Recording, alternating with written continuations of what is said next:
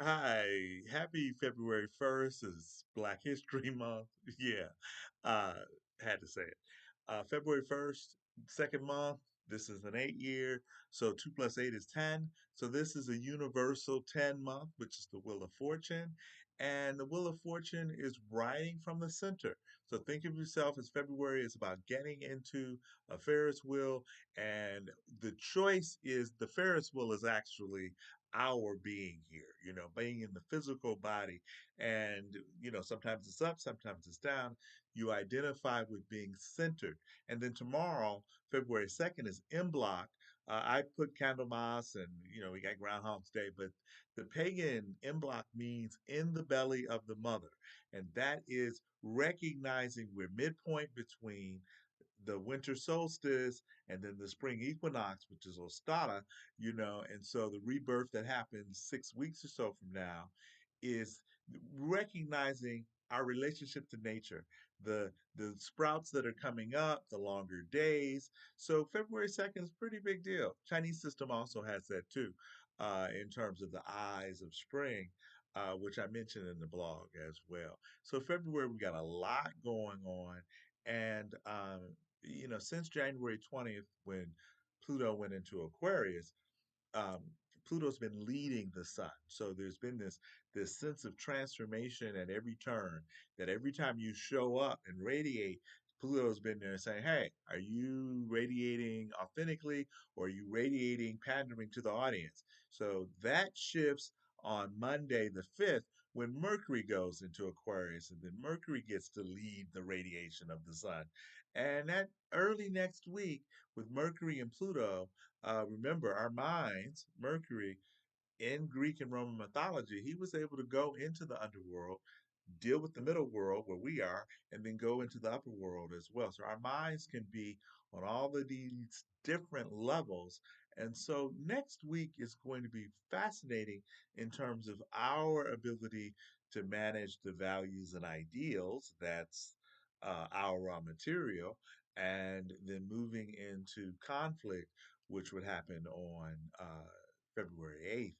And again, our raw material is another system, DIY, where we drink water, we breathe, we do some form of contemplation and physical activity, and we concentrate on different pillars. That's a whole nother section that we can talk about. But you can go to www.ourrawmaterial. Now, the biggest news, or one of the biggest news, is that we go into the Chinese New Year on February 9th and 10th, depending on where you're born, the year of the wood dragon. Well, Chinese years come every 12 years, so they match the cycle of Jupiter. So if you are the same year, Chinese animal, but a different 12-year multiple, you're probably going to have a similar philosophy or worldview.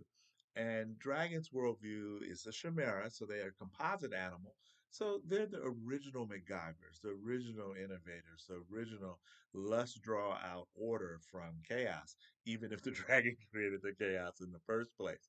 They are considered to be the luckiest animal out of the Chinese system, and tigers come in a close second. But the dragon energy is eccentric and magical, and sometimes in a shadow state can be aloof and dominant in a way that they're not really concerned about who they're dominating. But what I want to say about this particular dragon year is that this is the first one that Pluto has been in Aquarius with it since Pluto was since Pluto's been discovered. So the wood element for this year and next year, when we go into the year of the snake, it's all about prosperity, and wood is about sharing and communal connection. And Aquarius is a communal sign, all for one and one for all. So the dragon energy the wood dragon accentuates that communal property or that communal sharing, but the dragon is most often concerned about their own prosperity, their own wealth, their own, how can I make my largest impact on the world? And we can spend more time talking about dragon in a whole nother session or video. We'll be doing some work on February 24th at Blue Heron Designs at 11 Southeast 3rd Street. That's the 24th at 224. And there will be some product there, not only from the store, Blue Heron, but also Alexandra will be showing some of her oils and work as well, who is a dragon. Um, the other big piece is that right around Valentine's Day, Mars and Pluto come together in the sign of Aquarius. That can be one of the most challenging aspects in terms of wars and reports of wars or violence. And so just know that starting around February 11th, the 12th, Super Bowl, 11th, 12th, and then the 13th, and peaking late on that Tuesday, the 13th, that Mars energy, it's important that you manage your own internal conflict, that you seek to suppress, not necessarily repress, but recognize the place where the conflict of the triggers are within so they don't get reflected outside of yourself. And since it's happening in the sign of Aquarius, Aquarius is the way shower, it's the 11th sign.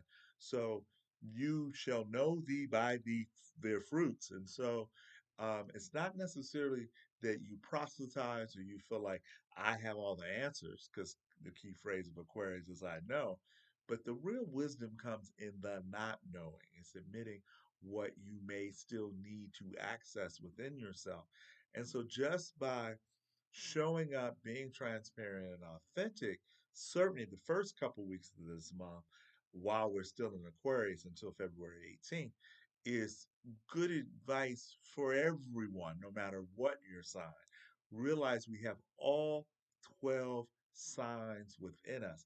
Yes, some are highlighted more than others, like musical notes. You have the entire 88 keys of the piano at your, in front of you, but you focus in on certain ones to play certain notes or certain tunes or melodies.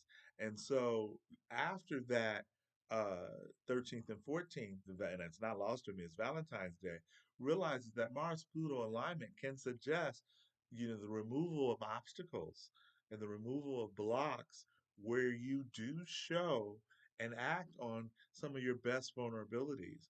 And then that weekend, Venus, goddess of love, comes into Aquarius, and on the Friday the 16th, and then she merges with Pluto. So there can be this just really beautiful surrender and softening, and then showing the inherent energy in your own vulnerabilities. And then while we reach the 21st and 22nd, we're in the Sun in Pisces. Um, Venus and Mars come together. So Aries and Scorpio, Mars ruled. Capricorn has a Mars connection. And then Taurus and Libra and Pisces. That covers 6 out of the 12 signs right there. So we're all in relationship to these individuals. And one thing I want to stress or emphasize is that we as Americans can be truly individualistic almost to a fault.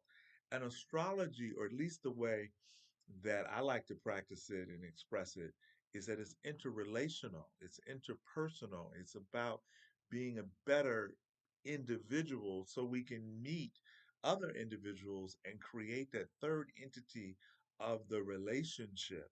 So these are larger general influences, and you're certainly willing, I'm incapable of reaching out for your own individual session or reading, but this is more of an overview. So to recap, we got February as a Wheel of Fortune month. It's a 10, which reduces to the 1, but the 10 represents spiritual completion.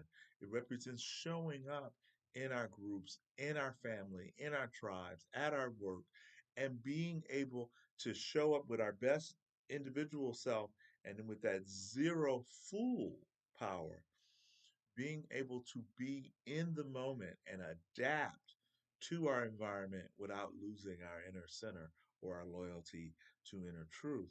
So that Venus Mars conjunction on the 21st, 22nd in Aquarius, early Aquarius, suggests If you are arguing or in a disagreement and you are in the middle of it and you're seeking to be right, pause, breathe, find that inner resource of truth. And then you can pause and you can reflect on the other person's perspective. You can still disagree and not necessarily going to agree to disagree because that's kind of superficial and kind of hackneyed or worn out. It's an actual ability to say, I'm going to pause and seek that inner truth, that inner equilibrium first. And then we can come back and feel heard or listened to. Because the early degrees of Aquarius, which Pluto is going to be moving through for the next, oh God, 5 to 6 years, relates to the Five of Swords. And again, I will do more of this in another video. But it's interesting to know my basic thrust about the Five of Swords is this: it's expansive of intellect because it's a five, but it's the intellect that is it connected to unifying ideals. If not, if not, then pause and restructure, regroup. Do not, argue a point for the sake of the ego to be right or to be an authority.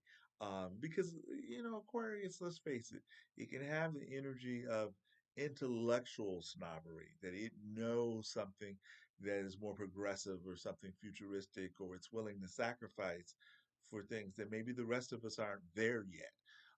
And so it's incumbent upon all of us to give everyone time and space, and hold time and hold space for those who are coming along a little bit later.